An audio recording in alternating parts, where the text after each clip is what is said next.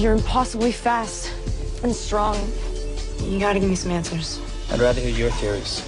I have considered radioactive spiders and kryptonite. It's all superhero stuff, right? What if I'm not the hero? What if I'm the bad guy? Welcome to Question Entertainment. I'm Christopher Millette. And I'm Abby Rooney, and today we're talking about... I know what you are. Your skin is pale white and ice cold. You don't go out into the sunlight. Say it out loud. Say it. Vampire. Are you afraid? No. Security guard at the mill got killed by some kind of animal. An animal. My family, we're different from others of our kind. You brought a snack. What, nobody's coming after me? The hunt is his obsession. He's never gonna stop. I'd rather die than to stay away from you. So, how was it? Well, it was a little bit cheesy, but I didn't care. I enjoyed it. I did. I thought it was a real different take on the whole vampire thing. Okay, I read the book first. I did not. It is probably the worst written thing I've ever read in my life, though the story was great. Right. The book was made for teenage girls to have a fantasy date with this vampire boy. I've never been a teenage girl, and I didn't need pages of description of his statuesque-like chest.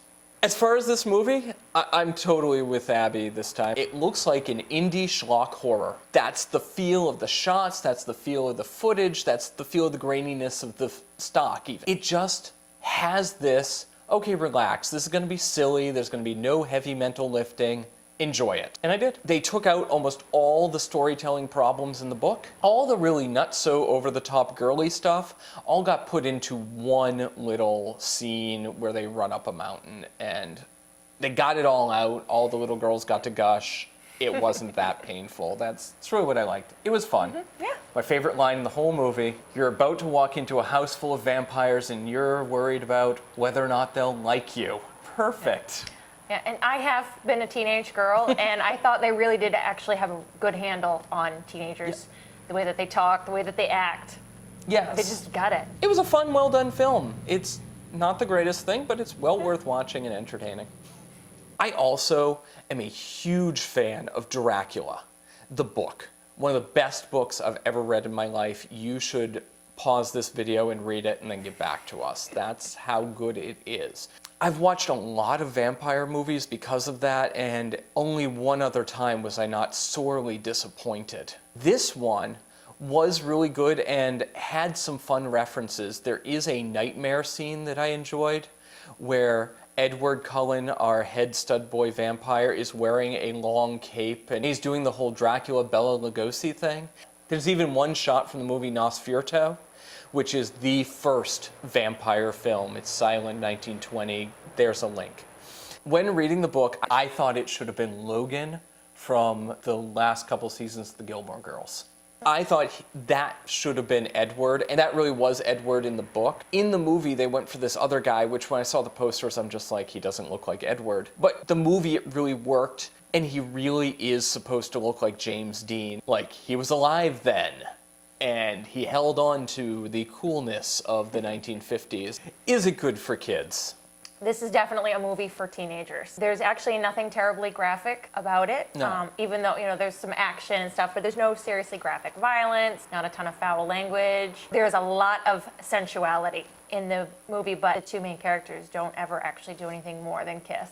In the scene where they kiss, she's just wearing a sweatshirt and her underwear, which I thought was just unnecessary. And then, of course, this is the way I'm a book snob. If I don't like what you did in the movie and the book was better, then you should have stuck with it. It specifies in the book that she's wearing a sweatshirt and sweatpants. That would have been nice. Other than that, they are very chaste. In fact, the cool thing about it is because they can't get too hot and heavy in their relationship, they have to spend time with each other and enjoy each other's company in other ways. Yeah, they actually talk to each other and get to know each other.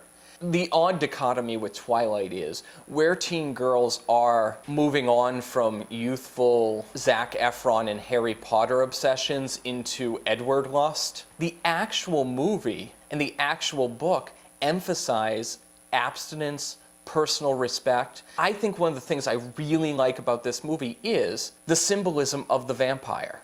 Vampires usually represent something in the realm of sexuality. And it's no different in Twilight, but I like the way they handle it. Edward tries not to attack humans, but there's something about Bella's blood, and he wants her blood more than he's ever wanted anyone. But where he has this desire and this lust, he realizes that he cares for this person and therefore has to be in full control of his personal desires and think of her first and not try to satisfy himself because he will literally kill her. And I think there are some great lessons there. So Twilight just thrown into the middle of the ravenous teen population, I think is a bad thing. Twilight discussed at home with a family, I think could be very positive. I know it's actually a great way to bring up that topic Yes. without actually having discuss sex it. in it. That's one of the great things about fantasy symbolism, is you can talk about things that would be taboo in sort of a safe way.